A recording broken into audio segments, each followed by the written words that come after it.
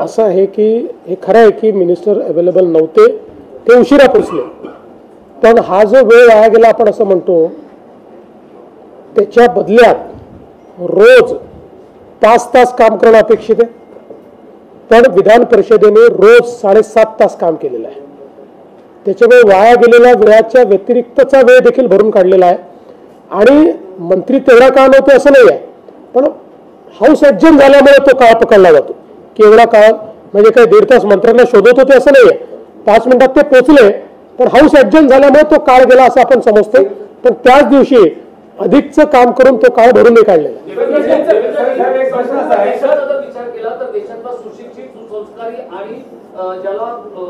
कामकाजाची माहिती आहे, संसदीय कामकाजाची, यासाठी तुम्ही ओळखले जातात. तुमच्या नेतृत्वाखाली असलेल्या या आमदारांच्या कडून ज्या पद्धतीचं वर्तन झालं, आमदारांना किंवा नेत्यांना एक आचारसंहिता आणण्याची गरज आहे असं तुम्हाला वाटतं? निश्चितपणे चांगल्या वर्तनाची अपेक्षा आहे आणि ते दोन्हीकडनं आहे.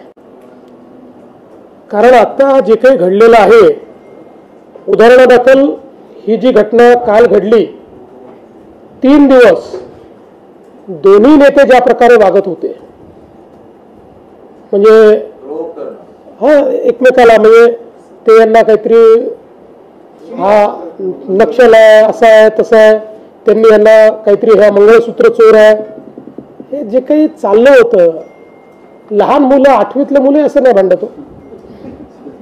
त्यामुळे हे सगळ्यांनाच हा संयम बाळगलाच पाहिजे. आपण कुठे आहोत, या सभागृहाची उंची काय आहे हे जर लक्षात घेतलं नाही तर आपल्याला कधीच मोठं होता येणार नाही. आणि म्हणून निश्चित मला असं वाटतं की आम्हाला सगळ्यांना जे घडलं त्याचं दुःख देखील आहे आणि याच्यावर नीट उपाययोजना झाली पाहिजे ही मानसिकताही आहे. गेल्या 35 वर्षामध्ये आम्ही अजितदादांना काल जो सभागृहात जो किस्सा झाला त्यातले जे आमदार पडळकर 35 वर्षामध्ये दादांवर अशी कोणीही हिंमत झाली खालच्या भाषेत टीका करणे, तो आमदार खालच्या भाषेत त्यांच्यावर टीका करतो. इव्हन शरद पवार इव्हन लॉबीमध्ये जरी ते चालले तर कमीत कमी 4-5 माणसांचा आपण ते शिवाय देत चालतात. मग माझा एक प्रश्न आहे की त्यांचा राज्य सरकारमध्ये कोण आका आहे का की तेवढी किती हिंमत करतात? असं आहे की यापूर्वी वेगवेगळ्या म्हणजे दादा जेव्हा विरोधी पक्षात होते त्यावेळी दादांबद्दल ते चुकीचं बोलले होते, त्या संदर्भात मी स्वतः समज दिली होती. पवार साहेबांबद्दल ते ज्यावेळेस चुकीचं बोलले मी स्वतः दिलगिरी व्यक्त केली. पण तुम्हाला पडळकरच का दिसतात, इतर कोणी का दिसत नाही? म्हणजे पडळकरांना समर्थन नाही, दुसऱ्याच्या चुकीने समर्थन नाही करतायत, तर एक पडळकरला का सिंगल आउट करता?